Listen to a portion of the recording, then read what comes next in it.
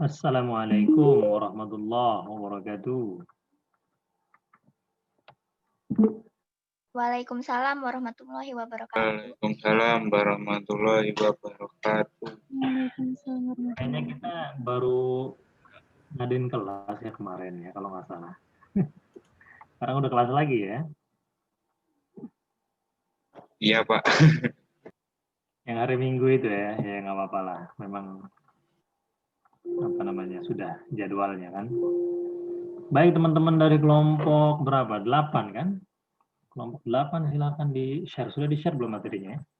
Mohon maaf ini kalau agak gelap.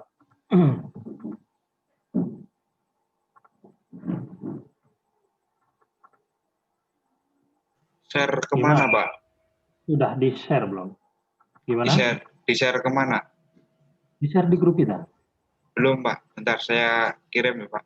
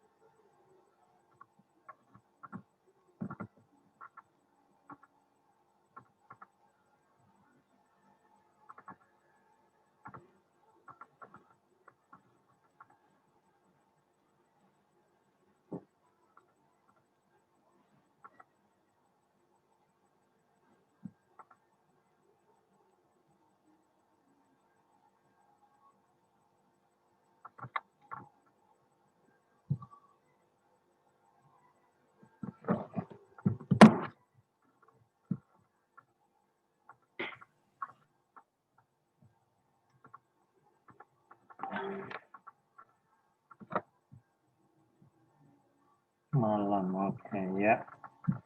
Kelompok 8 ya.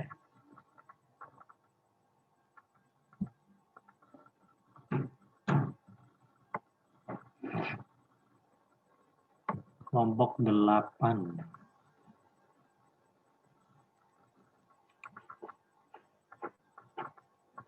Silakan kelompok 8 sambil menunggu yang lain kita ya.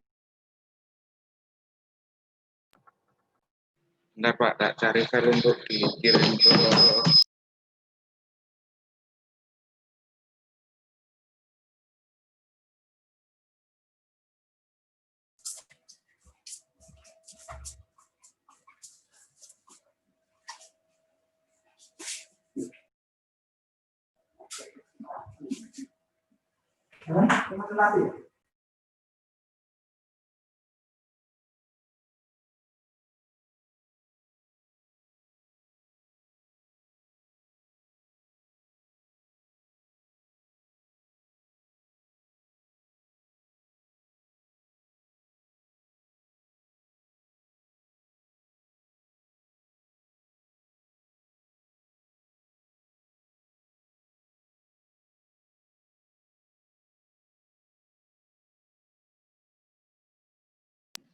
Pak, ini ada sedikit kendala.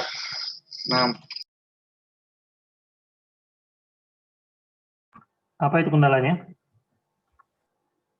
Ini Muhammad Reza Pali itu siapa ya Pak? Tak cari di grup-grup nggak ada ya Pak. Muhammad Reza Pahlavi. Itu grup ini reguler dia. Kenapa? Kok ikut di kelompok saya ya Pak? Oh, gitu ya. Berarti ada ini ada tertukar nama itu kayaknya. Karena tadi dia presentasi dia pagi. Muhammad Reza Pahlavi. Iya Pak. Tak cari di Jadi grup. berarti Fajar dengan siapa ini? Mas Fajar dengan siapa? Kalau yang di share Pak Fahmi awalnya itu Ya. Fajar, Rifki, Ridwan, sama Nurul Pak. Ridwan, Nurul, Muhammad Farevi. 4 orang ya? Ya jadinya. Berarti dikurangin Reza jadi 3. Jadi 5 orang Pak awalnya Pak. Jadi dikurangi Reza jadi 5. Jadi 4. Oh. Pak. Oke, coba itunya sudah di ini belum? Oh, udah nih ya. Ukhuwah Islamiyah ya. Ukhuwah Islamiyah. Sudah saya share di grup, Pak. Oke.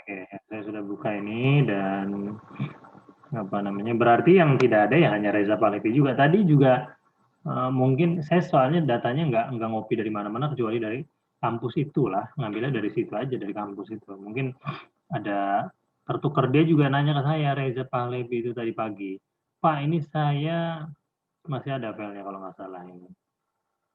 Nah, Rizky Edwarta Samuel Sitorus. Nah ini dia nanya, Pak ini Rizky Edwarta ini orangnya kok nggak ada ya di reguler ini? Apa jangan-jangan di kelas karyawan Pak? Gitu. Ada nggak di sini Rizky Edwarta? Di kelas karyawan ini? Hanya Rifki sama Tegar Rifki. Ya udah nggak apa-apa. Ya, yang jelas kan apa namanya personil kalian masih ini kan, masih banyak kan.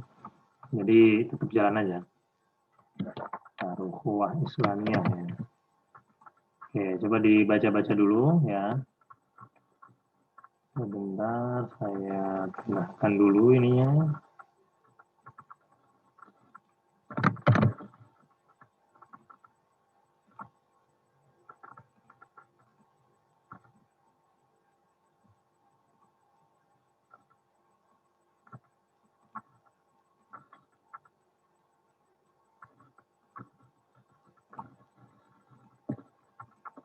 Nah, tadi.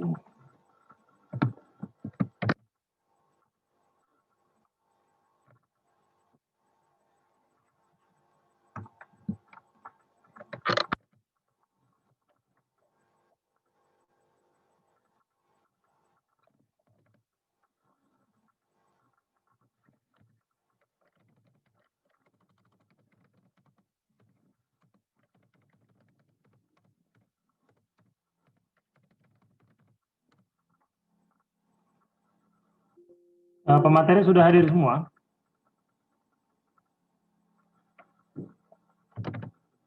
Kurang Rifki, Pak. Tadi saya hubungi tentang satu ya, Pak. Rifki Setiawan. Rifki ya, belum hadir ya. Kak Rifki agak telat Pak, baru pulang kerja. Gitu, oke.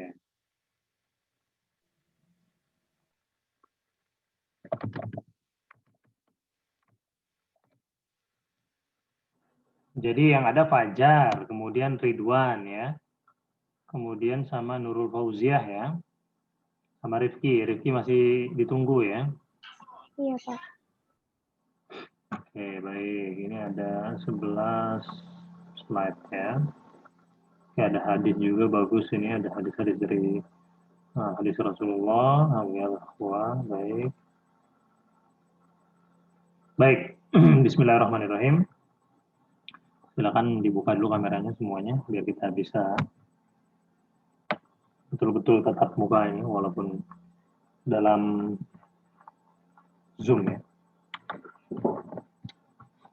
Alhamdulillah nahmaduhu wa nasta'inuhu wa nastaghfiruh wa na'udzu billahi min syururi anfusina wa min sayyiati a'malina.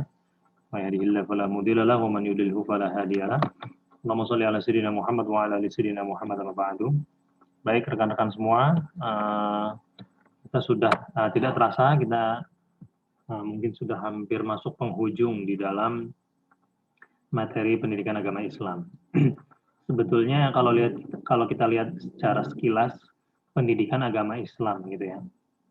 Ini berbicara tentang isinya yaitu adalah bagaimana mendidik ataupun bagaimana memberikan stimulus-stimulus pendidikan ke dalam sebuah aktivitas sehari-hari kita gitu. Jadi isinya kalau ini adalah anak-anak yang kuliah di UIN atau di universitas yang Islam, dia akan lebih menjurus lagi, akan lebih spesifik lagi. Tapi karena ini adalah institut teknologi, anak-anak yang belajar di sini ataupun mahasiswa yang belajar di sini adalah mahasiswa-mahasiswa IT ya, informasi lah, teknologi dan lain sebagainya.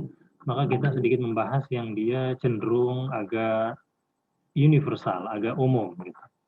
Makanya cakupannya juga tentang kaidah fikih, kemudian juga ada iman Islam dan ihsan, kemudian juga ada tentang nikah juga. Itu semuanya masih umum. Tapi dari belajar yang umum ini terkait tentang Islam, mudah-mudahan itu menguatkan yang namanya keimanan kita, menguatkan yang namanya keislaman kita. Oh, ternyata belajar Islam ini luas gitu ya. Belajar Islam ini luas. Ternyata agama kita itu betul-betul sudah masuk ke segala lini kan gitu. Masuk ke semua lini kehidupan. Sampai urusan jenggot saja, sampai urusan jambang saja itu diatur di dalam agama Islam. Sampai kita ingin masuk ke kamar mandi saja dan keluar kamar mandi itu ada aturannya, ada adabnya, ada etika di dalam Islam. Bukan maksud Islam itu mengekang ya dengan adanya peraturan melalui maksudnya dengan doa-doa itu, doa masuk kamar mandi, keluar kamar mandi, kemudian doa-doa yang sehari-hari itu.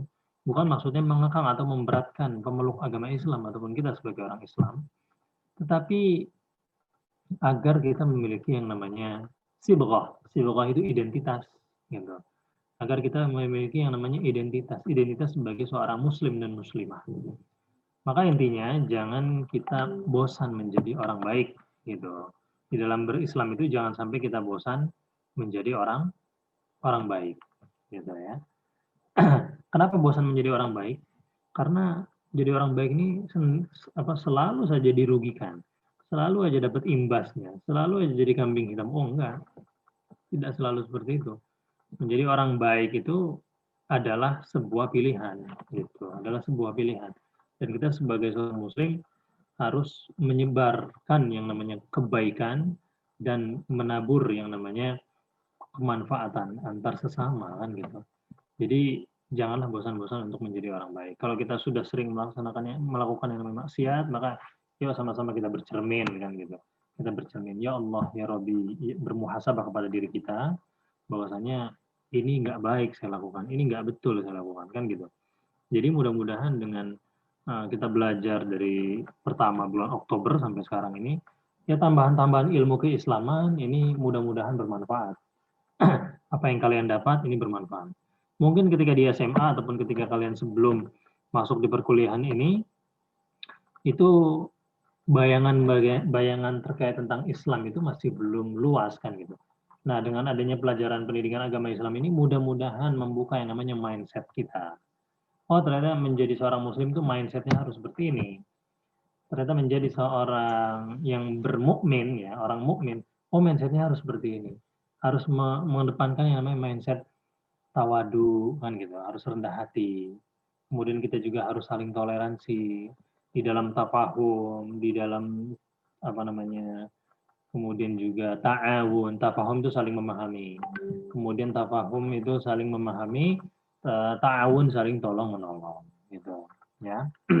Maka nanti akan dibicarakan di dalam ukhuwah Islamiyah tadi gitu. Jadi ukhuwah Islamiyah ini adalah saya ngasih mukadimahnya saja, nanti bisa kita lanjutkan secara detailnya oleh para pemateri. Ukhuwah Islamiyah itu persaudaraan antar orang-orang muslim dan muslimah. Gitu.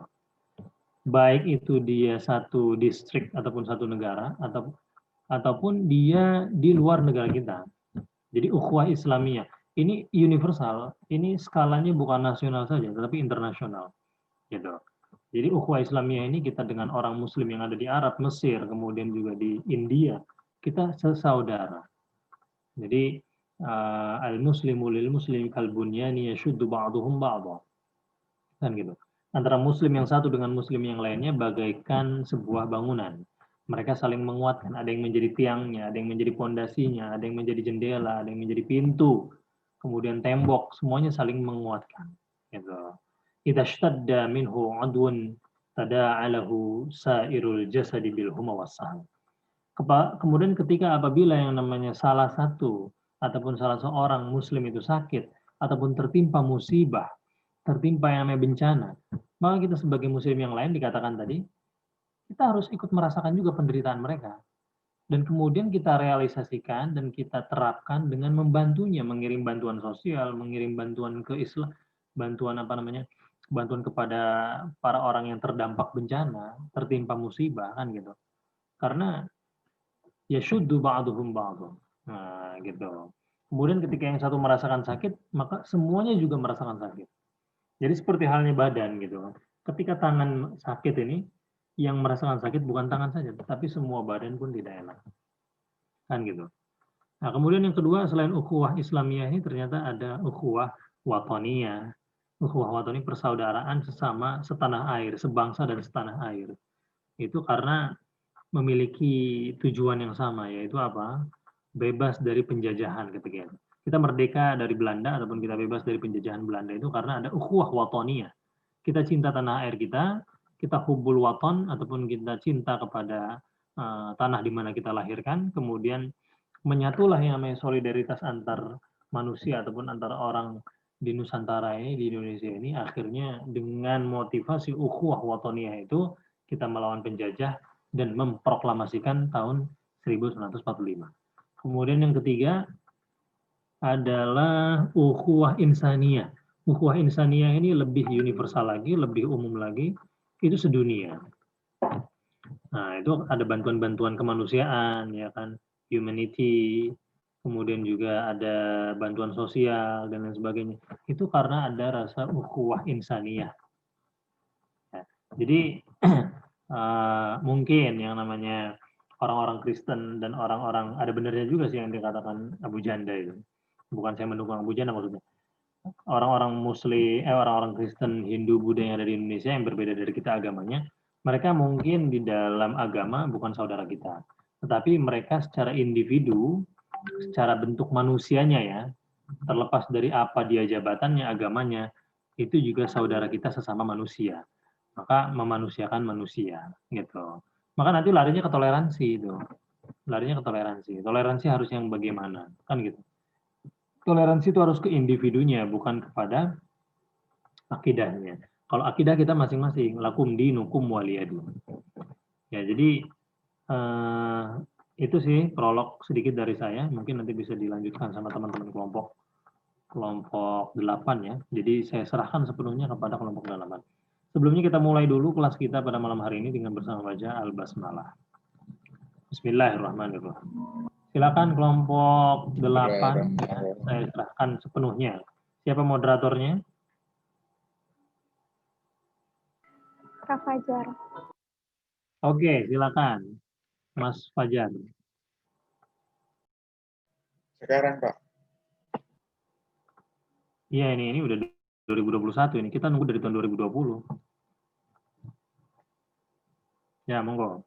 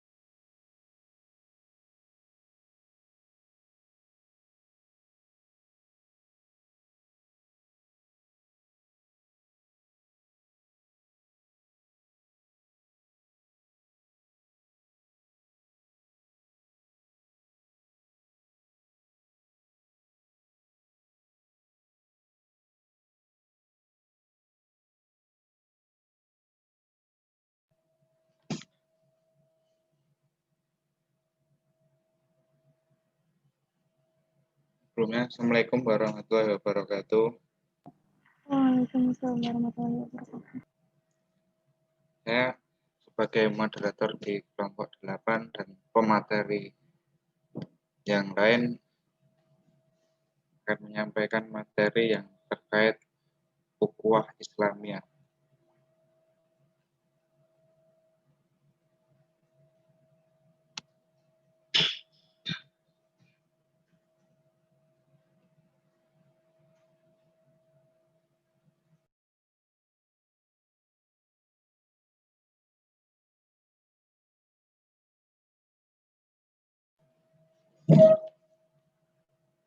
Baik, langsung saja.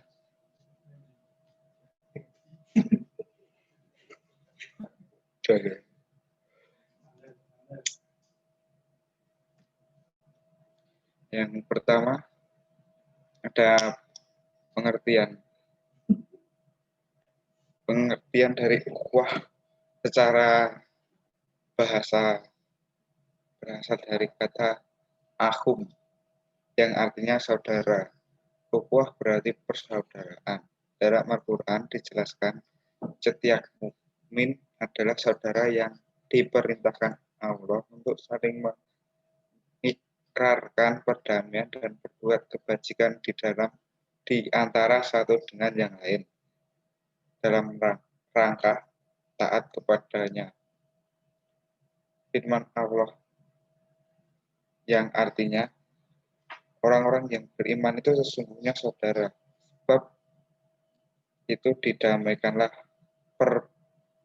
perbaikilah hubungan antara kedua saudaramu itu, dan takutlah terhadap Allah supaya kamu mendapat rahmat. Terdapat di Quran surat Al-Hujurat. Untuk yang selanjutnya disampaikan oleh Kak Nurul, waktu dan tempat saya persilakan.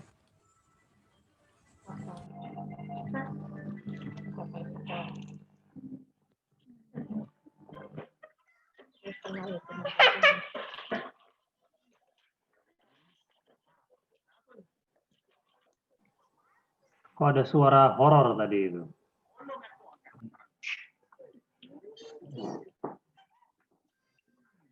Padahal lagi pengajian ya, Pak. 2. Dalu atau hadis tentang ukhuwah Islamiyah. A. Hadis Ibnu Umar tentang orang muslim itu bersaudara. Ana Abdullahi ibnu Umar radhiyallahu anhuma anna Rasulullah sallallahu alaihi wasallam qala al-muslimu. Mbak Nurul, bisa diperjelas lagi suaranya? Aku bisa ngomong keras. Pakai headset ya, coba pakai headset Nurul. Ini teman-teman yang lain kurang kedengaran. Terima kasih. Ya, Kak. Bismillahirrahmanirrahim. Ana Abdullahi ibnu Umar radhiyallahu anhuma anna Rasulullah sallallahu alaihi wasallam qala al-muslimu aqul muslimi al-yaslimuhu wa la yaslimuhu wa man kana fi hajati akhihi kana Allahu fi hajati. Dari Abdullah ibnu Umar radhiyallahu anhu, sesungguhnya Rasulullah Shallallahu alaihi wasallam bersabda, seorang muslim bersaudara kepada sesama orang muslim, tidak boleh menganiayanya dan tidak boleh dibiarkan dianiaya oleh orang lain, dan siapa menyampaikan saya, Allah menyampaikan hajatnya. Hadis riwayat Al-Bukhari dalam kitab Pemaksaan.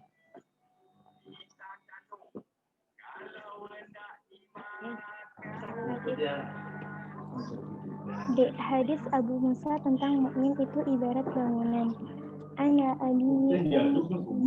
Abi Musa ani Nabi sallallahu alaihi wasallam qala innal mu'mina lil mu'mini kal bunyaniyas itu duhu ba'du wasadaqa as-sabi'ah. Dari Abu Musa bahwa Rasulullah Shallallahu alaihi wasallam telah bersabda, sesungguhnya seorang mukmin bagi sesama mukmin bagaikan bangunan yang kuat, menguatkan setengah pada setengahnya. Hadis riwayat Al-Bukhari dalam kitab Shalat. C.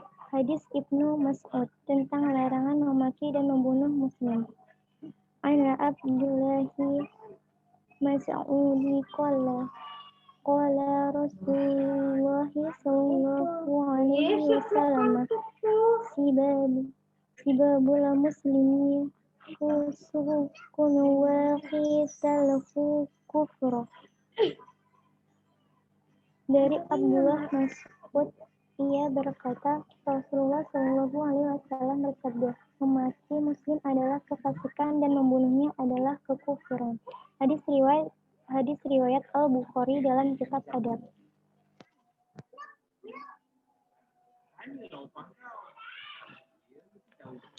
Hadis Abu Hurairah tentang kewajiban muslim terhadap muslim lain. Ana Abi Hurairah anna Rasulullah sallallahu alaihi wasallam qala haqqul muslimi ala muslimi situn kila ma ya Rasulullah qala idza laqitahu fasallim alaihi wa idza maka fa'ajibhu wa idza tanasahaka fanasah lahu wa idza atasa fahamidallaha fasamitahu wa idza maridu fa'udahu wa idza matta fatabihu. Dari Abu Hurairah, sesungguhnya Rasulullah Shallallahu Alaihi Wasallam bersabda, kewajiban seorang Muslim kepada sesama Muslim lainnya ada 6. Lalu berkata, apa saja wahai Rasulullah? Rasulullah berkata, jika bertemu berilah salam kepadanya. Jika dia mengundang maka datangilah. Jika dia meminta nasihat maka nasihatilah. Jika dia bersin kemudian memuji kepada Allah maka doakanlah. Yarhamukallah. Jika ia sakit maka tengoklah, dan jika dia mati maka antarlah jenazahnya. Hadis riwayat Muslim dalam kitab Salam.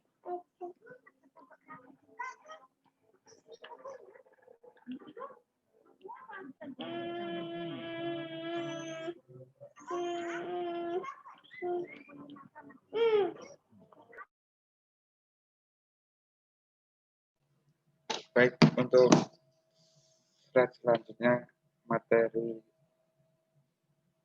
di hakikat ukhuwah Islamnya seharusnya Rizky Setiawan, karena Mas Rizky yang sedang dalam perjalanan mungkin bisa saya gantikan dahulu.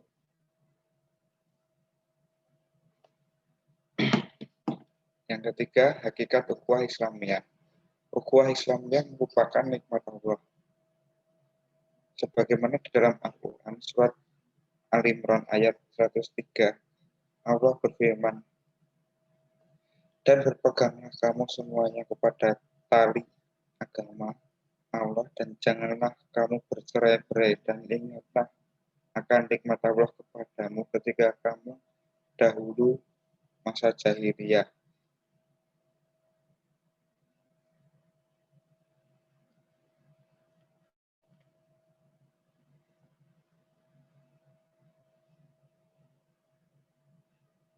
Bermusuh-musuhan, maka Allah mempersatukan hatimu, lalu menjadilah kamu karena nikmat Allah orang-orang yang bersaudara, dan kamu telah berada di tepi jurang neraka, lalu Allah menyelamatkan kamu daripadanya.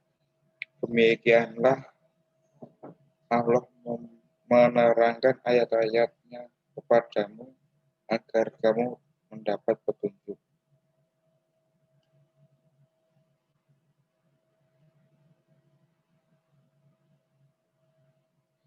B.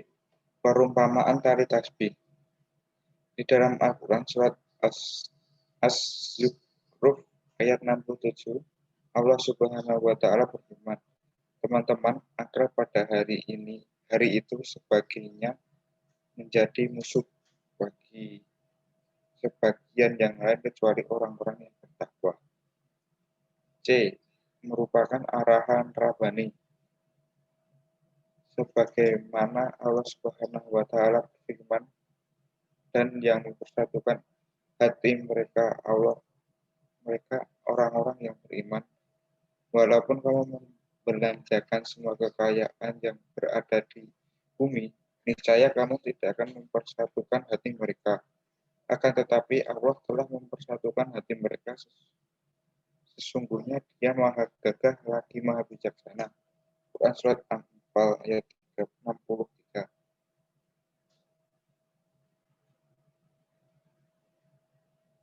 D. merupakan cerminan iman. Sebagaimana tercantum dalam Al-Quran surat Al-Hujurat ayat 10, Allah Subhanahu wa Ta'ala berfirman, orang-orang beriman itu sesungguhnya bersaudara. Sebab itu, damaikanlah, perbaikilah hubungan antara kedua saudaramu itu, dan takutlah kepada Allah supaya engkau mendapat rahmatnya.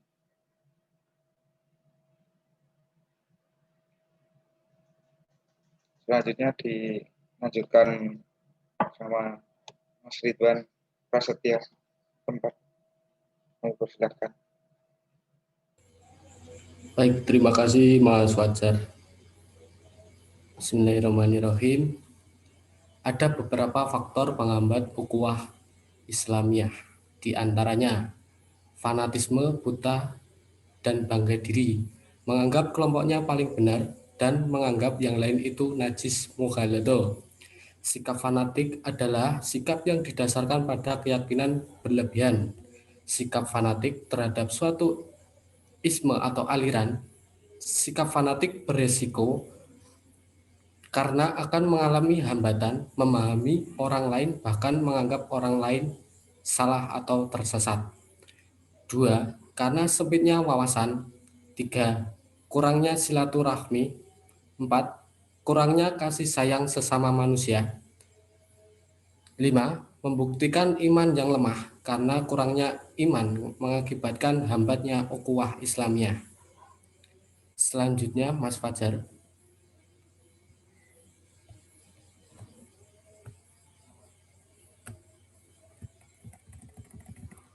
Upaya meningkatkan ukhuwah Islamiyah.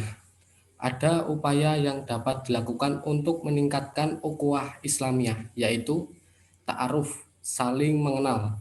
Dengan adanya interaksi satu dengan yang lain, akan dapat lebih mengenal karakter individu. Perkenalan meliputi penampilan fisik, jasadiah, pengenalan pemikiran, fikriyan, mengenal kejiwaan, nafsian, dan ditekankan kepada upaya memahami kejiwaan, karakter, emosi, dan tingkah laku. Setiap manusia tentunya punya keunikan dan kekhasan sendiri yang mempengaruhi kejiwaannya. Proses ukhuwah Islamiyah akan terganggu apabila tidak mengenal karakter kejiwaan ini. 2. Tafahum, saling memahami. Maksud saling memahami kelebihan dan kekurangan, kekuatan dan kelemahan masing-masing, sehingga segala macam kesalahan pahaman dapat dihindari. 3. At-ta'awun, saling tolong-menolong. Dalam hal ini, di mana yang kuat menolong yang lemah dan yang mempunyai kelebihan menolong yang kekurangan. Saya ulangi, dalam hal ini di mana yang kuat menolong yang lemah dan yang mempunyai kelebihan menolong yang memiliki kekurangan. Sehingga dengan adanya konsep ini, maka kerjasama akan tercipta dengan baik dan saling menguntungkan sesuai fungsi dan kemampuan masing-masing. 4. Takaful, saling menanggung atau senasib penanggungan atau saling memberi jaminan. Dengan adanya tafakul akan menumbuhkan rasa aman jika ada rasa khawatir dan kecemasan untuk menghadapi kehidupan. Karena merasa bahwa saudara sesama muslim tentu tidak akan tinggal diam ketika saudara lain sedang dalam kesusahan. Cukup Mas Fajar.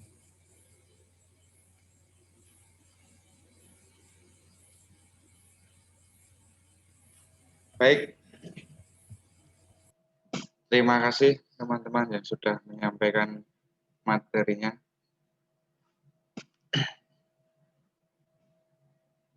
Dari materi tersebut, apakah teman-teman ingin ada yang ditanyakan? Silakan mau di chat atau di unmute bisa.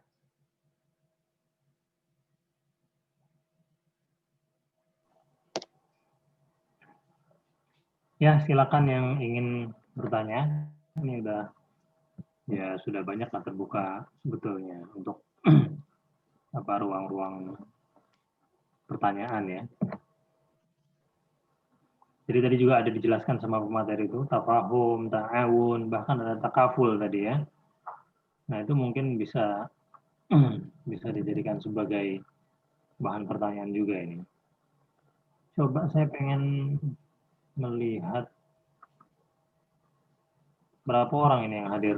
23 ya. Ya Pak. Ini saya stop dulu ya Pak. Apa share screen-nya? Iya Pak. Ya. Ya silakan langsung dibuka termin pertanyaan. Silakan untuk teman-teman yang mau bertanya di kolom komen, di kolom chat box bisa, atau mungkin bisa di unmute.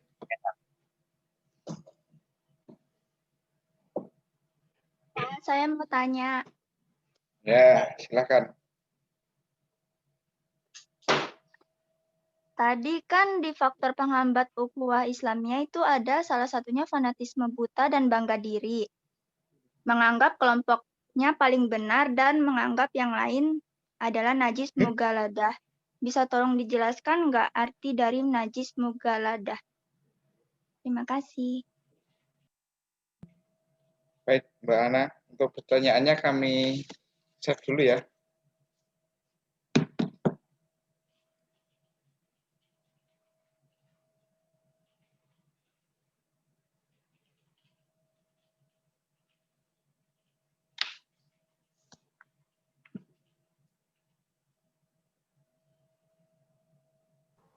Yang lain mungkin silakan, ada Aldi Setiawan di sini.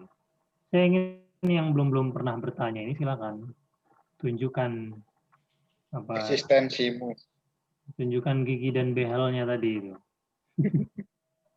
Ya, ada Tegar, Mas Tegar. Rizky Gilang Wijaya, nah ini mana Rizky Gilang Wijaya ini? Kemudian siapa? Lisa Rahmawati, ya silakan. Ini Mas Ridwan ini tinggalnya di mana? Mas Ridwan Prasetya ini. Di Jogja, Pak. Oh, ini dari Jogja ya? Iya, betul. Nah, itu Pak Abu Bakar Basir bentar lagi 8 Januari pulang itu, Sukoharjo. Jogja ini kemarin baru meninggal ya, Pak Kiai Kapek ya. Itu yang dari pondok itu ya? Ya, baru meninggal itu Pak Kiai Kapek itu. Memang tahun 2020 ini luar biasa. Banyak ilmu itu diambil oleh Allah Subhanahu wa taala melalui wafatnya para ulama. Gitu. Kiai saya saja Gontor itu 2 orang meninggal ketika bulan Ramadan kemarin sama 1 bulan yang lalu. Itu dua-duanya pimpinan pondok meninggal. Kemudian juga banyak juga sekarang ini tokoh-tokoh besar meninggal tahun 2020 ya. Ki Haji Maimun Zubair meninggal juga kan tahun 2020. Kemudian juga siapa lagi saya? Pak Habibie itu 2020 atau 2019 ya Pak Habibie ya? 20 Pak. Setelah Didi Kempot. Pak Habibie. Oh Didi Kempot. Pak Habibie kan Belum. setelah Pak. Ya intinya tahun 2020 ini selain banyak ada pandemi, kita juga memang tahun kesedihan kalau menurut saya. Silakan di chat itu ada pertanyaan kayaknya. Dari Mas Atta.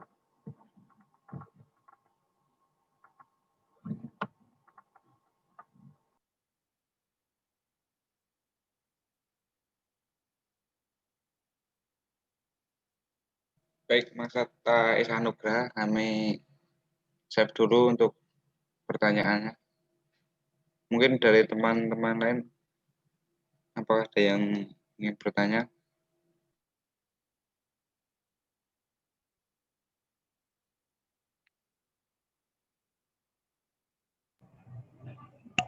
Mas Fajar, saya mau nanya Mas.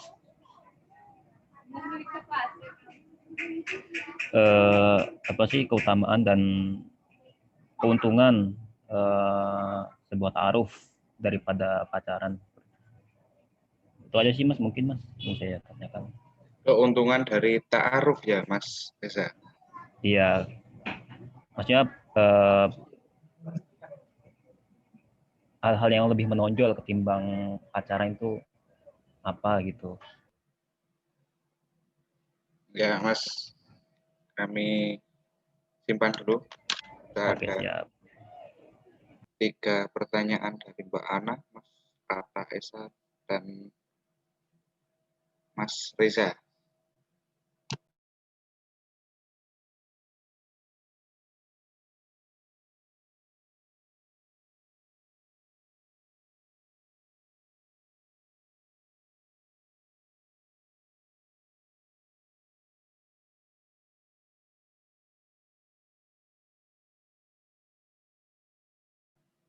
Baik, untuk Kak Ana masih setai?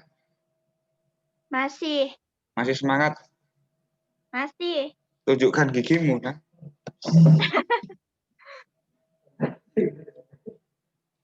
Baik, untuk pertanyaan dari Mbak Ana akan dijawab oleh Kak Nurul Fauziah.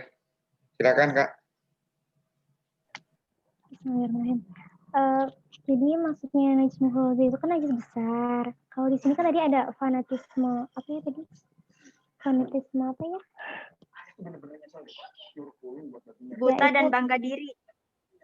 Ya, fanatisme buta dan bangga diri itu maksudnya, jadi kayak ini kan najmul ghaib itu kan najis besar. Maksudnya kayak kita itu benar-benar kayak menganggap orang lain tuh kayak udah gitu. Jadi kita itu terlalu merendahkan orang itu. Jadi itu yang menghambat ukhuwah Islamnya itu di situ. Tuh. Jadi kayak nggak peduli gitu sama orang lain, urusan orang lain gitu. Jadi kita itu nganggap diri kita itu yang paling benar. Itu sih kalau menurut saya. Oh. Bisa diterima kan? Bisa. Terima kasih. Atau mungkin teman-teman yang lain ada yang mau menambahkan biar lebih spesifik.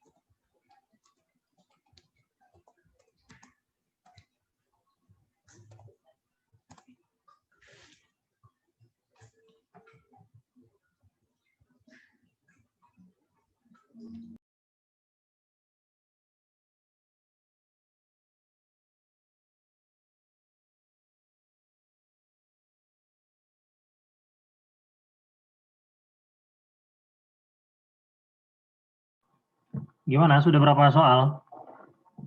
Sudah berapa pertanyaan? Ada 4, Pak, tambah si Mas Reza tadi. Ini sudah terjawab 1 dari Kak Ana. Oke.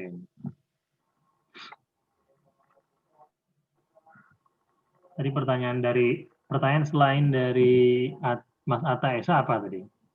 Saya tadi tinggal masukin mobil bentar. Gimana, Pak? Pertanyaan selain dari Atta, dari Mas Atta apa tadi? Dari siapa saja? Setelah Mas Atta tadi, ada dari Mas Reza terkait keuntungan dari keunggulan dari ta'aruf dibandingkan pacaran, Pak. Oh iya. Kemudian apa lagi? Ada dari bukan pertanyaan nih, Pak Soleh. Pak Soleh itu laporan. Ya, laporan, Pak. Laporan bajunya betul, basah, Pak. Kalau basah langsung ganti baju ya, Pak Soleh. Di jalan. Langsung minum yang hangat-hangat Pak Soleh ya. Ya. Silakan mungkin langsung bisa dijawab atau bisa diolah dulu, mau diolah dulu. Ya, untuk dari Mas Reza tadi untuk pertanyaannya terkait keunggulan ta'aruf dibandingkan pacaran ya, Mas ya. Jadi ada beberapa keunggulan. Yang pertama itu ta'aruf bisa menjadi sarana untuk saling menjaga hubungan antara laki-laki dan perempuan untuk menjauhi zina dan khalwat berdua-duaan. Yang kedua, ta'aruf lebih pahit. Pasalnya proses ta'aruf lebih fokus pada saling bertukar informasi mengenai jati diri calon pasangan yang akan dinikahi. Baik kebaikannya maupun keburukannya tanpa dibungkus dengan kepura-puraan. Yang ketiga, lewat ta'aruf bisa mengumpulkan informasi mengenai calon pasangan dalam waktu yang sesingkat-singkatnya tanpa harus sering jalan layaknya orang pacaran. Jadi nggak banyak keluar duit nonton atau main kemana gitu ya. Yang selanjutnya, yang keempat, ta'aruf lebih hemat. Berbeda dengan orang pacaran yang banyak mengeluarkan uang tanpa kepastian untuk menikah di kemudian harinya. Banyak seperti contohnya yang sekarang anak-anak pacaran, jalan berduaan gitu loh Mas, di mall, terus pergi liburan berduaan, endingnya nggak jadi nikah kan, rugi hati, rugi uang juga kan Mas.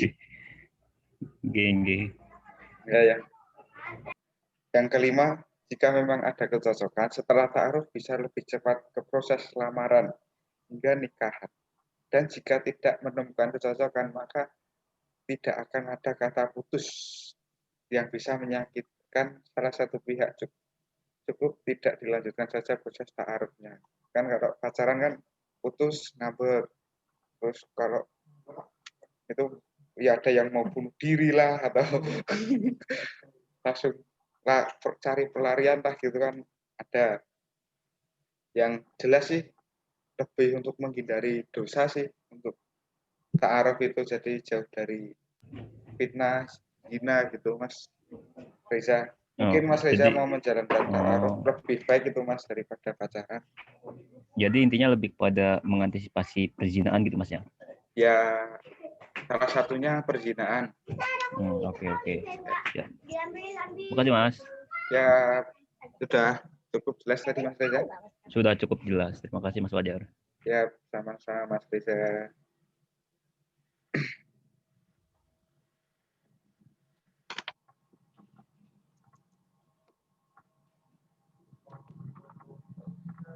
Mas, seterusnya dari pertanyaannya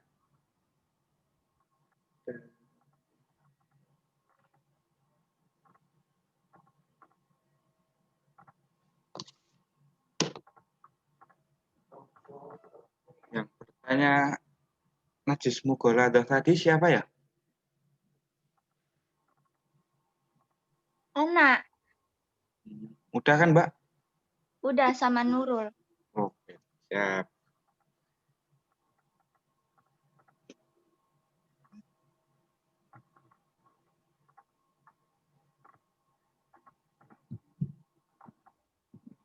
Jadi tinggal yang pertanyaan dari Kak Esa, Kak Ada.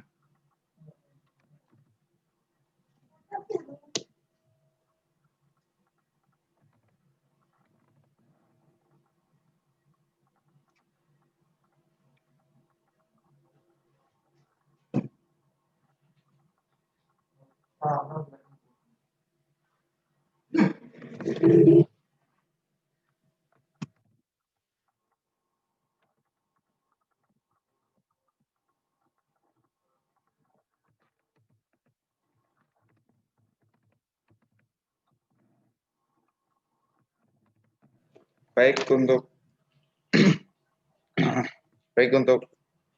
jawaban dari Mas Atta Esa Nugraha akan dijawab oleh Mas Ridwan Prasetya. Monggo Mas Ridwan. Baik, terima kasih Mas Fajar. Ini mau mencoba menjawab pertanyaan dari Mas Esa. Coba jelaskan pentingnya ukhuwah di era sekarang, di saat umat terpecah dan sedang ramai masalah vaksin COVID yang sedang ramai dibincangkan saat ini.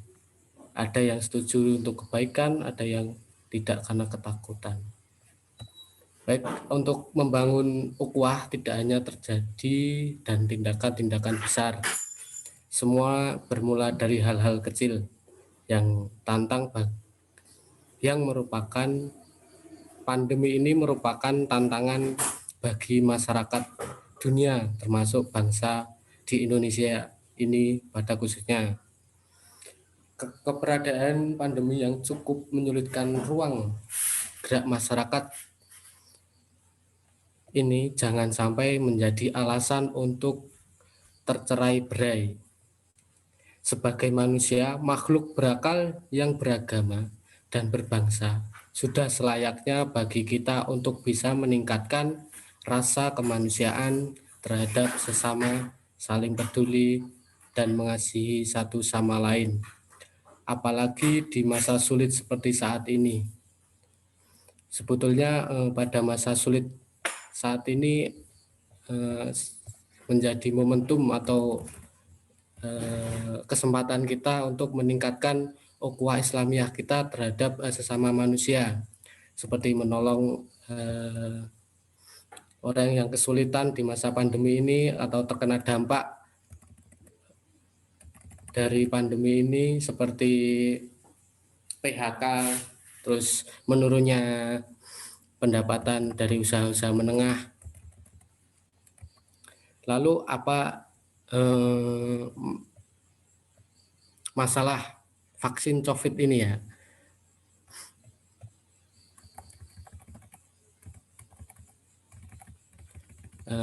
Sebetulnya ini merupakan suatu hambatan ukhuwah. Ada perbedaan demi kebaikan dan ada yang menganggap karena itu sebuah ketakutan. Ini sebuah faktor penghambat ukhuwah Islamiyah, tapi seharusnya ini bukanlah menjadi hal yang untuk memecah belah kita sebagai umat manusia. Untuk menghindari hal-hal tersebut, kita bisa menambah wawasan terhadap vaksin-vaksin COVID ini yang nantinya kemungkinan akan diedarkan ke seluruh umat di Indonesia. Perlu kita memahami apakah vaksin COVID ini merupakan obat atau vaksin yang halal atau vaksin yang dinilai tidak sesuai dengan syariat Islam, seperti itu. Seperti itu Mas Fajar, cukup.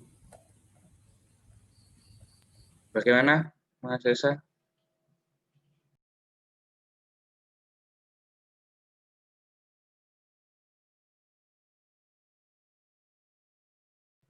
Baik, sama-sama Mas Esa. Mungkin dari teman-teman ada yang mau bertanya atau mau menambahkan dari jawaban tadi. Baik, jika tidak ada, saya cukupkan sekian ya Pak. Saya sedikit ingin menambahkan lah ya. Jadi sekarang ini kita di Indonesia terkait masih ukhuwah ya. Sekarang banyak muncul khususnya saya sebutkan tempatnya ataupun geografisnya di Jawa Tengah itu. Jadi kelompok-kelompok dalam Islam ini di Indonesia saja sudah terbagi berapa kelompok gitu kan. Ormasnya sudah terbagi banyak juga ormasnya. Jadi mereka ini bertoleransi sangat amat bertoleransi kepada orang non Muslim gitu. Dan sampai menjaga gerejanya kan gitu, sampai membawa tumpeng ke dalam gereja. Sebentar ya.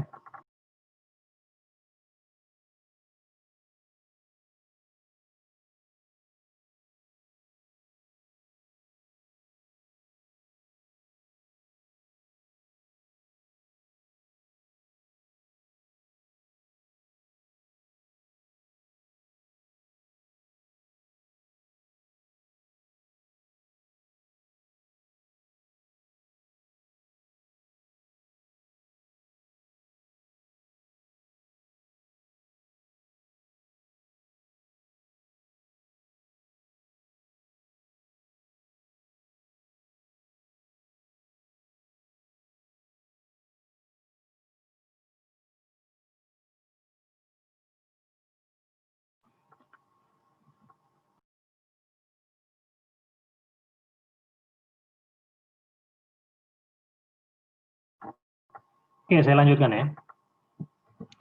Nah, melihat mereka ini adalah kelompok yang saya sebutkan aja ya, Banser gitu kan.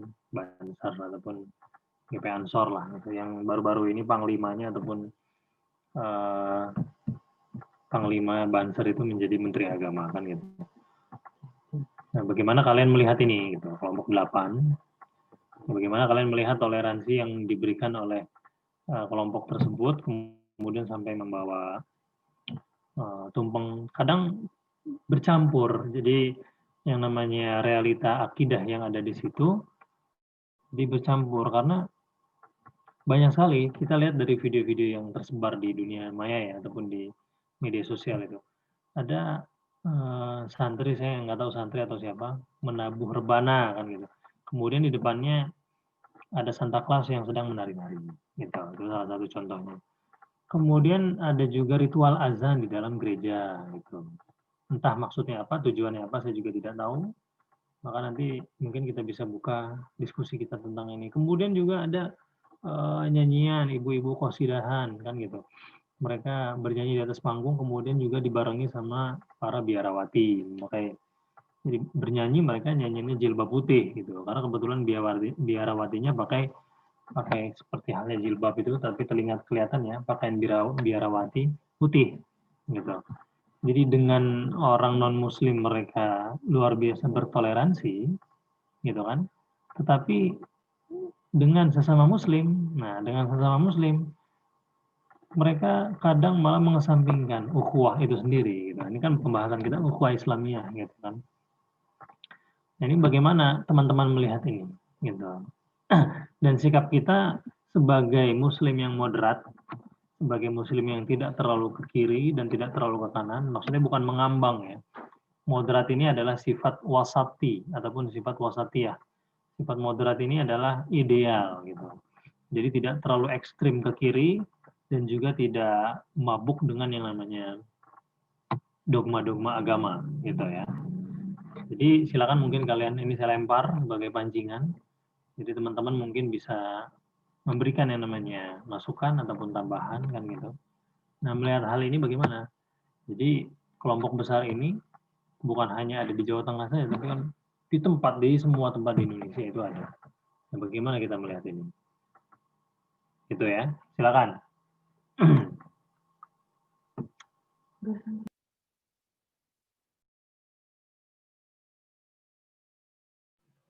Bentar Pak, merangkai kata-kata Pak, kalimat.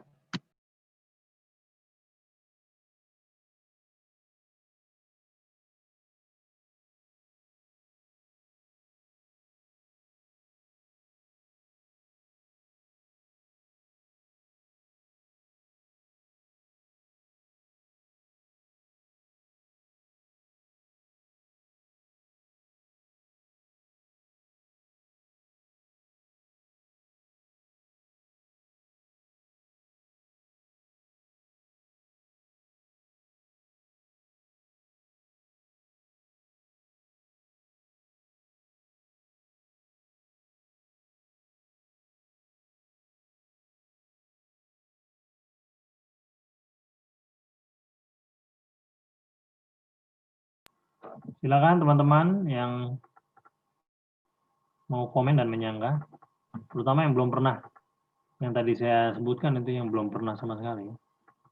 Yang belum pernah nanya lah, ataupun menambahkan dan lain sebagainya kan gitu.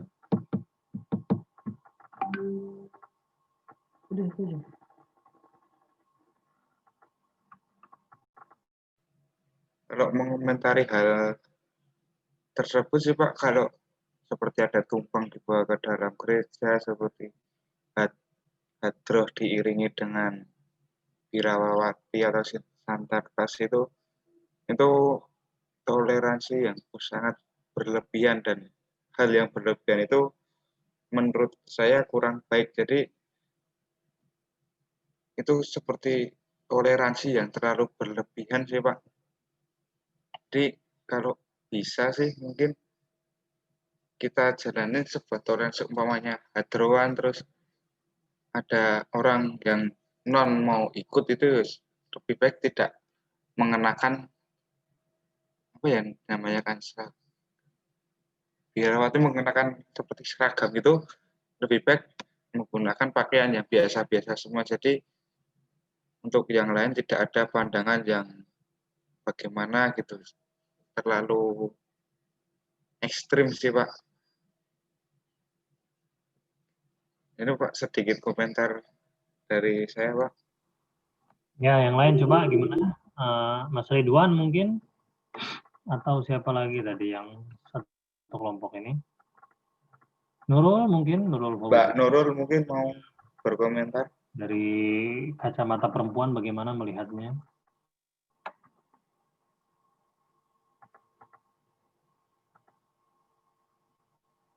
Siapa tahu banser itu kan ada yang perempuan juga kan? Ada nggak banser perempuan itu?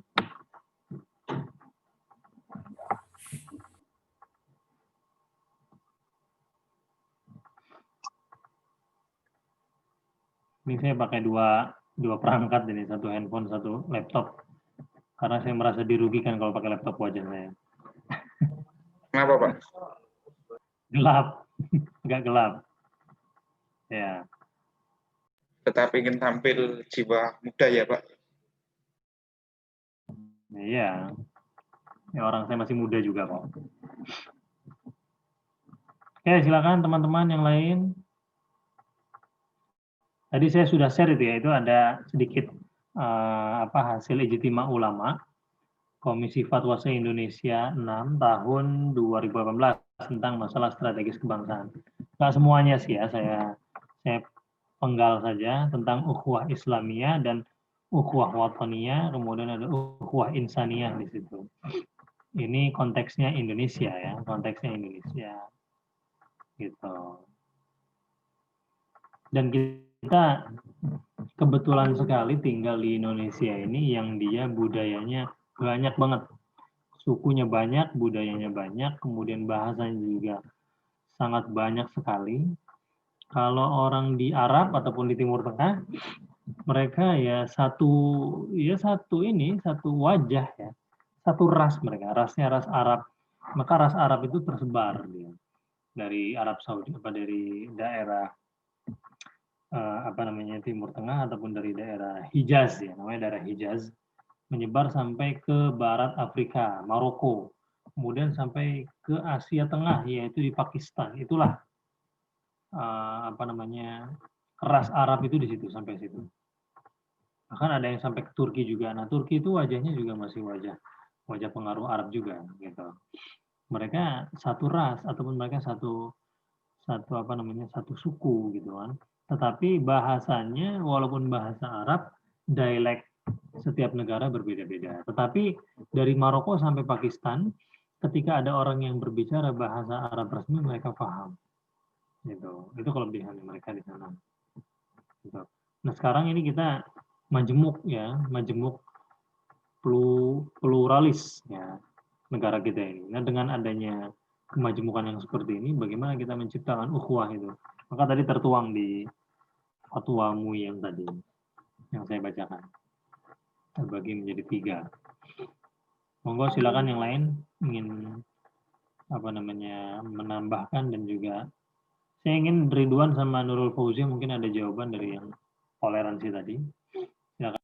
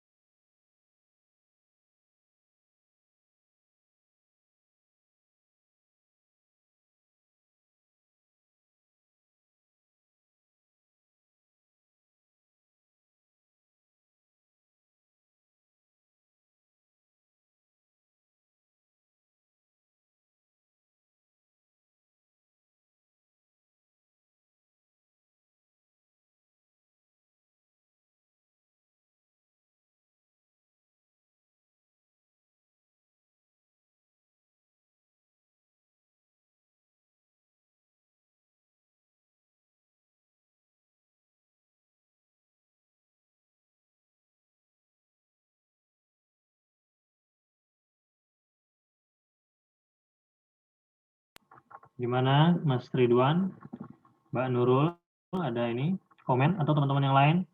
Jangan dibuat sepi kelasnya, kasihan. Iya Pak, tadi udah tanya-tanya tuh si Ridwan mau menyampaikan sesuatu Pak. Ya, silakan. Mari Mas Ridwan. Karena yang bertanya sudah 4 ya lebih ya, jadi ya boleh nggak apa-apa kalian bertanya hal-hal di luar dari konteks pembahasan kita, nggak apa-apa. Kalau saya bisa jawab nanti akan saya jawab. Kan Mas Ridwan mau bertanya terkait mau nikah. Waduh, mau nikah ya? Insya Allah Pak. Pak Ya. mau tanya nih Pak, mau tanya aja gimana Pak? Boleh nggak Pak? Ya monggo, silakan. Ya mau tanya Kita Pak, ini kan di Jogja kan ada Ustadz terkenal nih Pak. Namanya Ustadz Miftah. Tahu ya Bapak? Miftah apa Gus Miftah? Gus Miftah ya. Oh, Gus Miftah ya, gimana? Ya. Beliau kan sering berdakwah di hiburan malam, seperti di kafe-kafe, di tempat yang Di Sakem ya Mas Ridwan. Ya, salah satunya Mas Fajar sampai hafal itu Pak. Mas Fajar yang sana kali ya. Nah, itu termasuk sebuah toleransi atau merupakan bentuk ukhuwah atau mendekatkan manusia atau apa ya namanya ya, sesama manusia, sesama pemeluk, seperti itu Pak.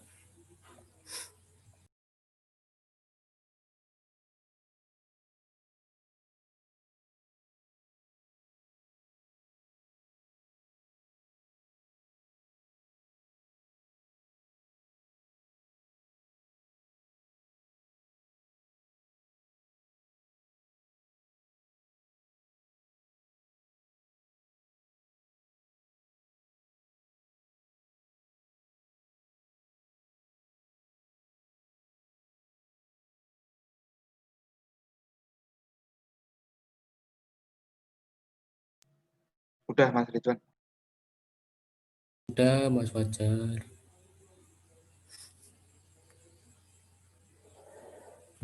Besok ikut dakwahnya ya Mas. Insya Allah. Tadi saya tinggal sebentar, coba diulangi sedikit agar ringkas. Baik Pak, itu kan Gus Miftah itu termasuk orang yang terkenal atas dakwahnya di tempat-tempat kafe, di tempat-tempat hiburan malam, di tempat yang disebutkan Mas Fajar tadi, itu merupakan toleransi atau sebuah ukhuwah pendekatan atau mendekatkan, seperti itu Pak. Terima kasih.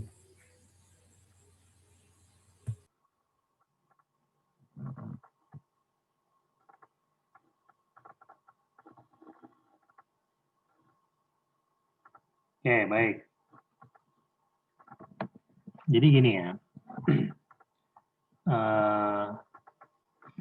ketika kita melakukan amar ma'ruf, ya amar ma'ruf kan ada amar ma'ruf nahi mungkar. Amar ma'ruf itu mengajak kebaikan, mengajarkan kebaikan. Gitu. Sebetulnya amar ma'ruf dengan nahi mungkar itu sepasangan. Gitu. Ketika kita mengajak kepada yang baik, maka kita juga harus vokal terhadap hal-hal yang mungkar. Gitu. Hey, jangan terlalu ini, jangan terlalu itu. Yuk sama-sama kita ke masjid, ngajak masjid itu amar ma'ruf. Kemudian jangan dekati yang namanya diskotik, itu dosa. Gitu. Biasanya yang kita tahu orang-orang yang amar ma'ruf ini biasanya disebut orang-orang yang nanam padi gitu ya, nanam padinya. Kemudian yang dia bernahi mungkar itu yang nyabutin rumput-rumput apa namanya liarnya gitu, rumput liar dia dapat di sawah itu. Kita tahu bahwasanya biasanya yang nahi mungkar ini jamaah tabligh, FPI gitu kan. Jadi urusan-urusan yang keras-keras ini biasanya diserahkan kepada FPI, kemudian juga sama jamaah tabligh. Jamaah tabligh luar biasa kalau ngajak kepada amar ma'rufnya, tapi nahi mungkarnya juga kuat juga mereka. Gitu. Nah, sekarang kita melihat jawabannya dari sisi siapa dulu gitu. Mas, kita lihat konteksnya di daerah kita misalkan. Kalau di daerah kita itu masih banyak orang yang lari dari agama ataupun lupa terhadap agama, jauh dari agama, ya kita upayakan orang-orang yang dekat itu dulu, gitu ya. Orang-orang yang dekat itu, ini menurut pandangan saya dan melihat dari berbagai konteks dan juga sumber-sumber yang ada, gitu. Jadi kita utamakan skala prioritas yang sekitar kita dulu, gitu. Jangan dulu lah kita pikirkan yang diskotik itu dan lain sebagainya, gitu. Karena masuk ke situ saja kita sudah zina mata kan gitu. Sudah berzina mata. Zina mata ini lumayan juga, berat juga kan gitu. Nah, kita sampaikan dulu yang di masjid, yang ringan-ringan dulu kan gitu. Tetangga kita, sekitar kita, atau bahkan kita dakwah di diskotik. Bukan saya melarang ataupun saya tidak setuju dengan ekstrim ya. Jangan-jangan kita dakwah di diskotik, ternyata tetangga kita masih belum sholat. Gitu kan. Jangan-jangan kita dakwah di diskotik, ternyata tetangga kita dia lupa sama zakat fitrahnya, gitu. Dia nggak pernah ke masjid, gitu. Itu tanggung jawab kita juga sebagai tetangga, gitu kan. Barang siapa yang beriman kepada Allah dan hari akhir, maka silakan memuliakan tetangganya. Fal yukrim jarohu, kan gitu. Maka dia harus memuliakan yang namanya tetangga dia, gitu. Nah, tetangga kita yang dia masih jauh dari agama itu sebagai tugas kita juga. Ya mungkin Gus Miftah ini berpikir, oh sudah banyak, alhamdulillah ustadz-ustadz yang sudah berdakwahnya mungkin di tempat-tempat yang dia mainstream gitu, di masjid, kemudian di lapangan, kemudian di ini di tempat-tempat yang memang identik menjadi lumbung umat Islam gitu kan. Tapi mungkin itu sebuah terobosan juga bagi Gus Miftah untuk dakwah di diskotik, karena di diskotik kan orang-orang Islam juga kan di sana, orang-orang Islam juga. Kalau secara hukum ya sebetulnya mubah. Sebetulnya mubah. Apa artinya mubah? Mubah di sini boleh. Kalau secara hukum Islam itu mubah.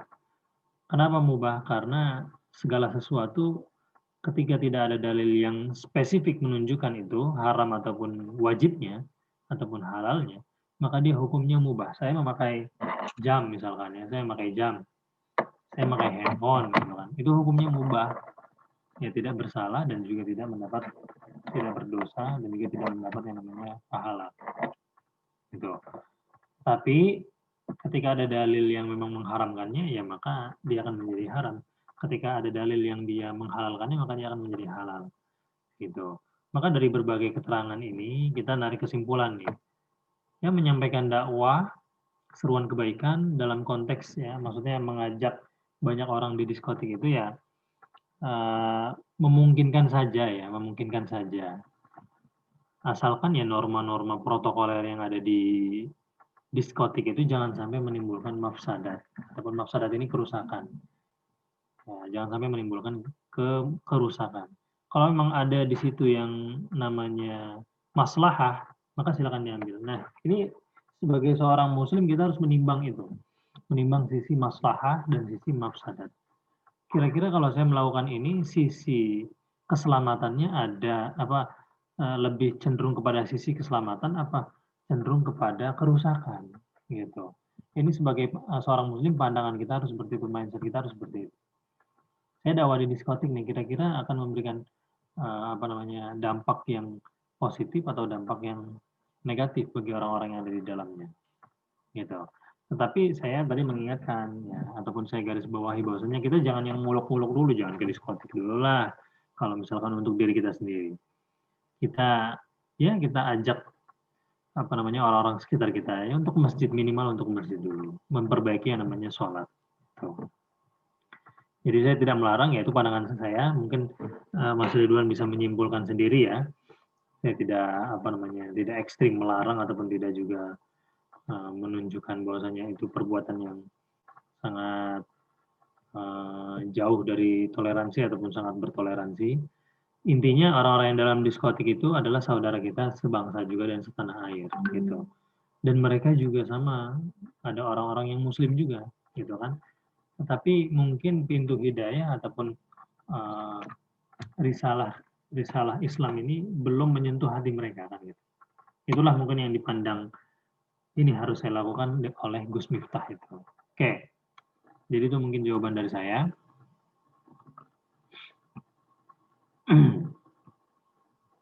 Nah, terkait tentang toleransi, ya.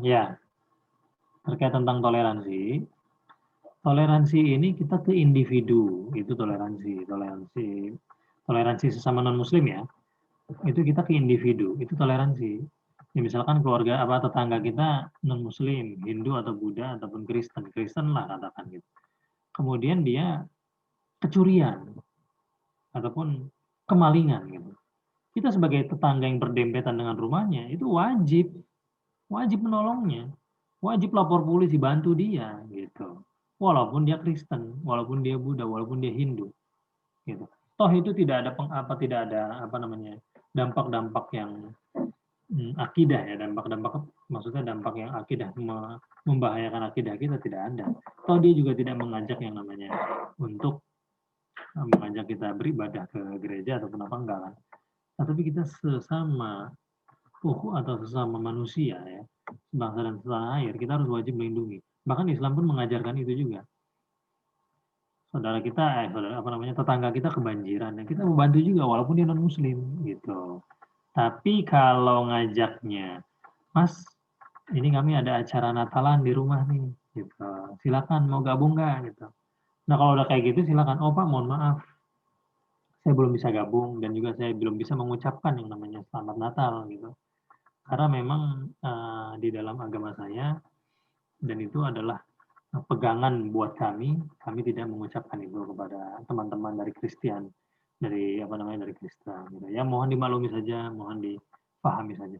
Toh mereka juga tidak memerlukan yang namanya penyampaian Selamat Natal kepada kita. Mereka tidak dirugikan, mereka juga tidak memerlukan kan gitu. Ya, jadi toleransi itu adalah sesama individu. Tetapi kalau sudah memasuki ranah akidah, itu yang harus kita hati-hati, jangan sampai tercampur. Nah, tadi yang ritual azan di dalam gereja, kemudian nyanyi-nyanyian bersolawat bersama para biarawati, kemudian solawat, di depannya ada Santa Claus yang joget-joget. Itu sudah mencampurkan yang namanya ritual peribadatan antara agama kita dengan agama yang lain. Itu sudah masuk ke dalam akidah. Itu kalau dilihat sama orang-orang awam, ya bahayanya kalau dilihat sama orang-orang awam, itu akan dibenarkan oleh mereka, kan gitu. Wih, ternyata bisa juga ya azan di dalam gereja. Nah, kan? Wah, ternyata Santa Claus bisa sholawatan juga sambil rebanaan, kan gitu. Wah, ternyata para biarawati ini bisa sambil sholawatan juga sama ibu-ibu kosidahan. Nah, itulah kalau ketika dilihat semua orang awam, maka akan berbahaya. Itu intinya kita, catatan dari saya tadi, kita boleh bertoleransi, saling memahami, saling tolong-menolong, kemudian saling takaful tadi, saling melindungi lah ya. Itu ketika sesama individunya. Tapi kalau sudah dalam ranah akidah, ya mohon maaf, lakum dinukum waliyadin. La a'budu ma ta'budun wa la antum a'abiduna ma a'bud. Saya tidak menyembah apa yang kamu sembah dan kamu juga tidak menyembah apa yang aku sembah. Oke, silakan mungkin yang lain.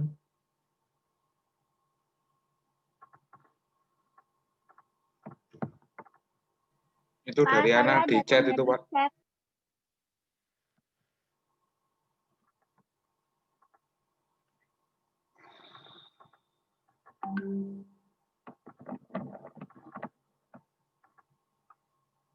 Ya, coba dibaca Ana Sylvia pertanyaannya.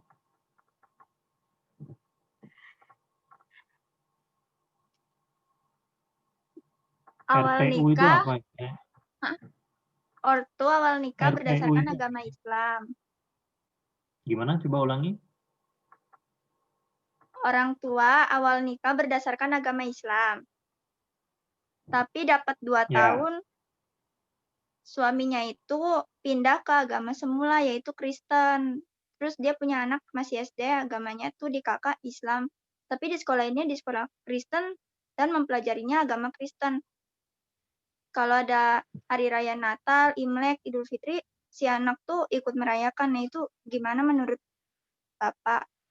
Dan saya sebagai tantenya, saya harus gimana gitu. Terima kasih.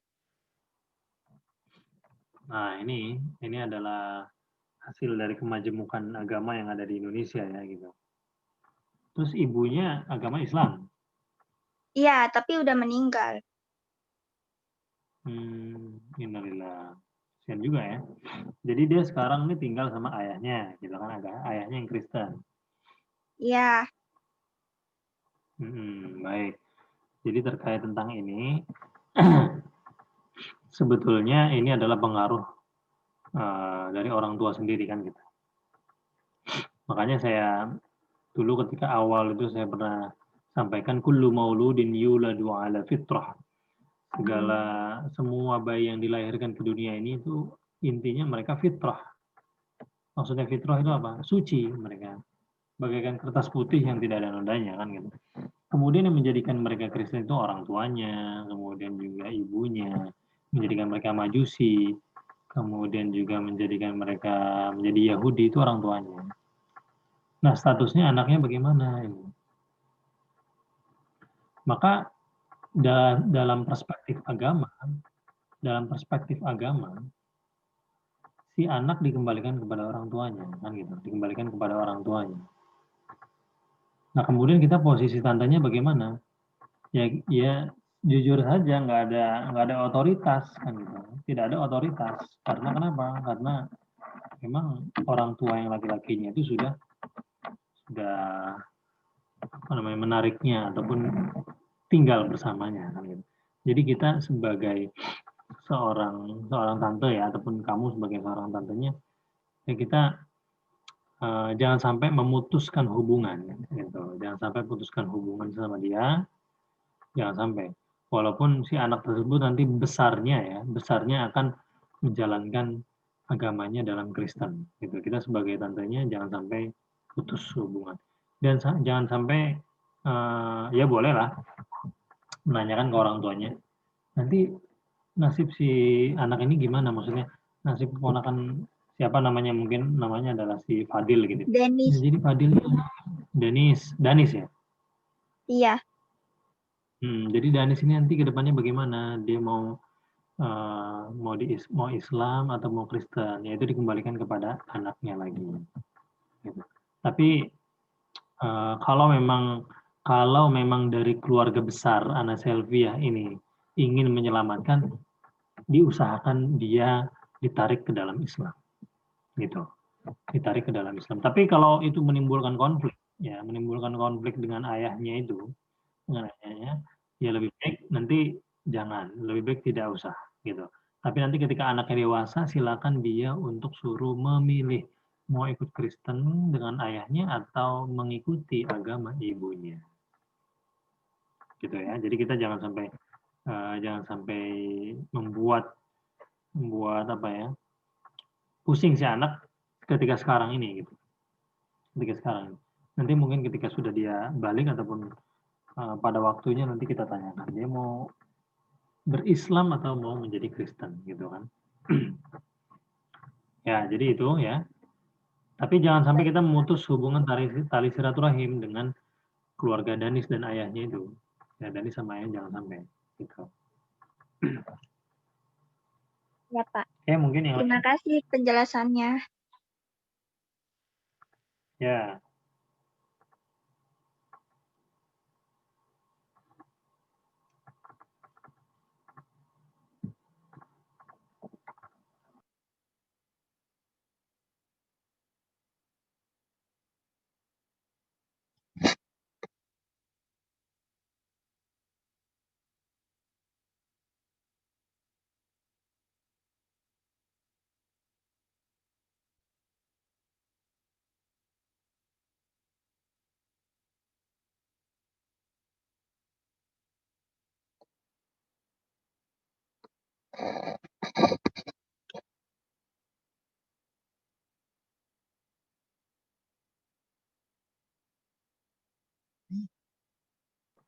Masih ada yang lain?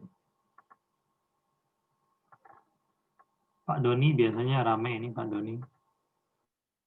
Pak Soleh? Mas Topan mungkin. Pak Agus nggak kelihatan lagi nih, udah 2 minggu dia. Ada Pak Agus? Nggak ada ya.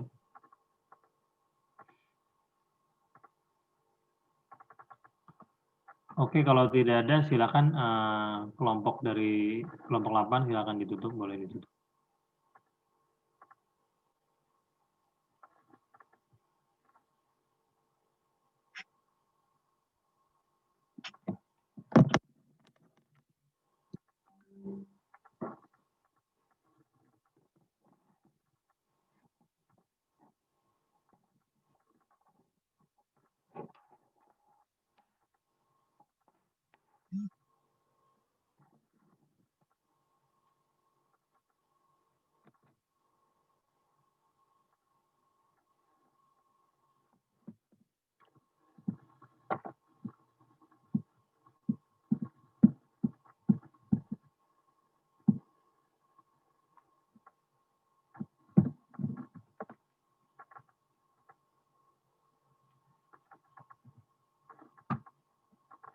Silakan Pak Mas Ridwan, mungkin bisa ditutup dulu dari ini penyampaian materinya.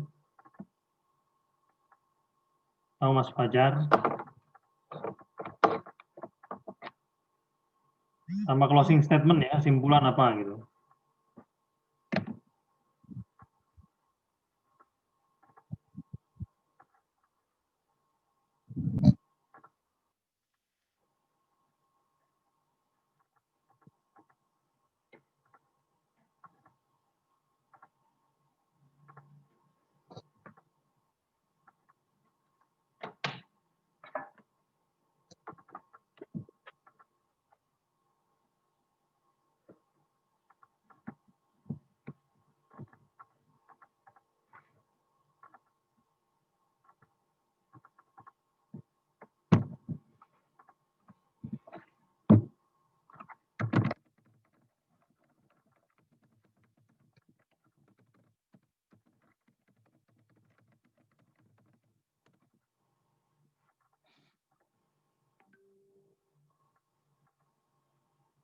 Mana kelompok 8?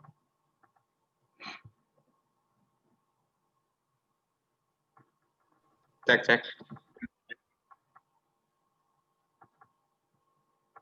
Maaf, Pak. Ya, boleh ditutup dulu. Baik, terima kasih teman-teman dan Pak Fahmi. Saya cukupkan sekian presentasi dari kelompok 8. Bila banyak salah kata kami, mohon maaf. Saya akhiri. Wassalamualaikum warahmatullahi wabarakatuh. Waalaikumsalam warahmatullahi wabarakatuh. Warahmatullahi wabarakatuh.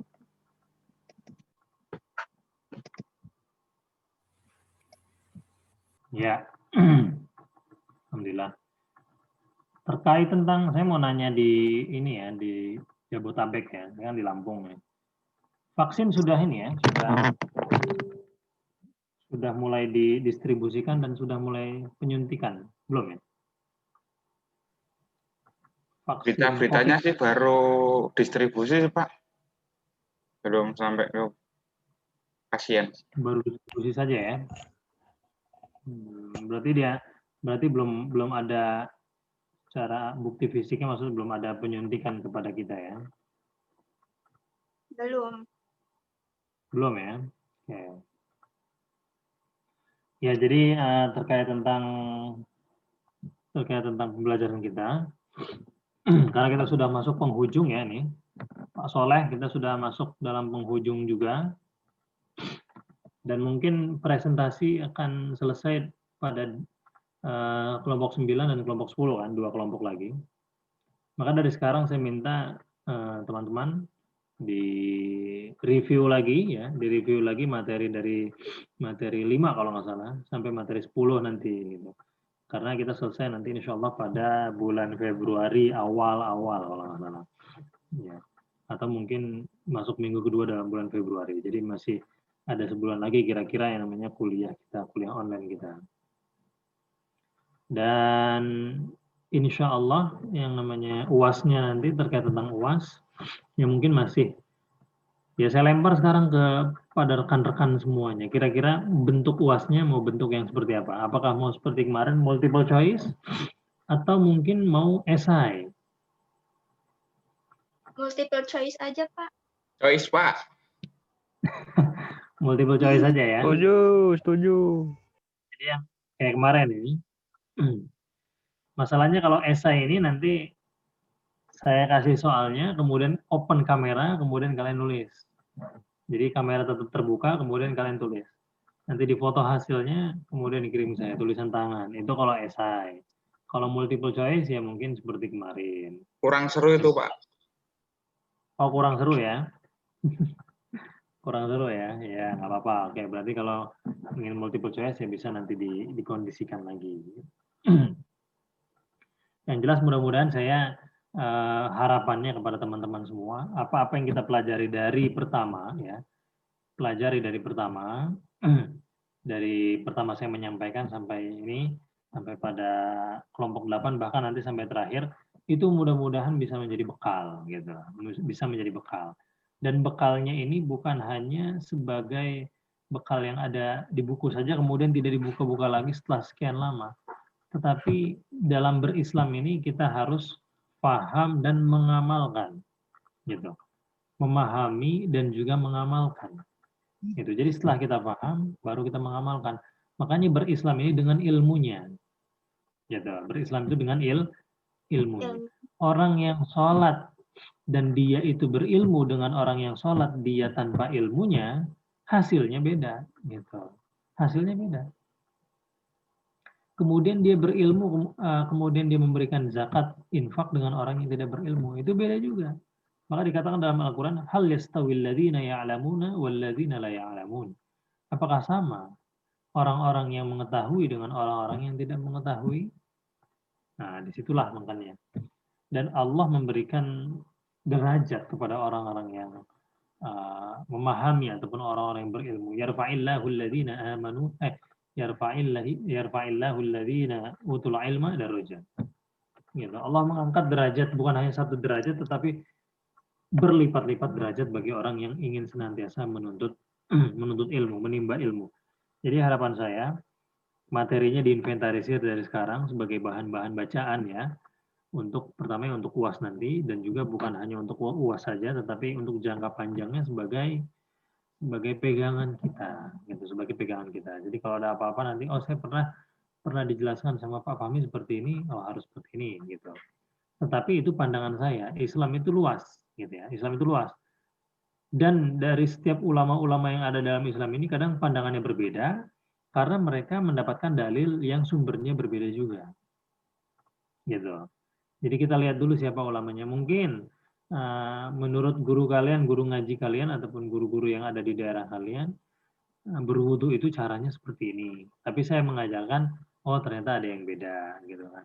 Mengajarkan sholatnya, Al-Fatihahnya harus terdengar sampai minimal terdengar dengan telinga kita sendiri.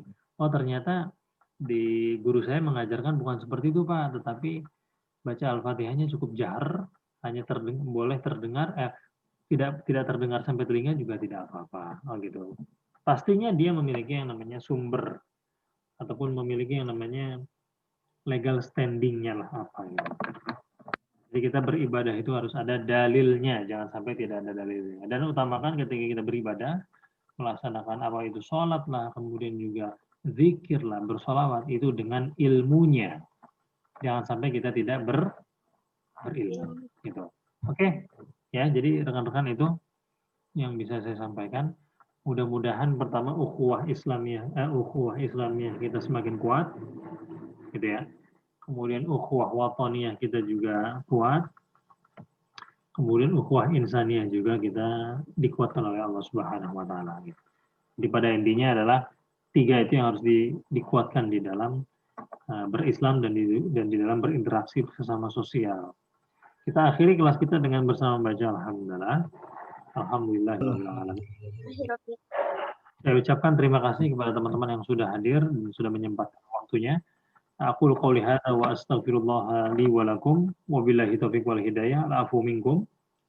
Assalamualaikum warahmatullahi wabarakatuh. Waalaikumsalam warahmatullahi wabarakatuh. Makasih Pak. Makasih Pak. Makasih Pak. Ya, sama-sama. Terima kasih. Ya, Assalamualaikum, pamit ya. Amin Pak. Hati Pak. Pak Soleh telah dihukum Pak. Jangan Makasih, dia. Kok makan Ridwan telepon ya? Udah di mana Pak Soleh? Masuk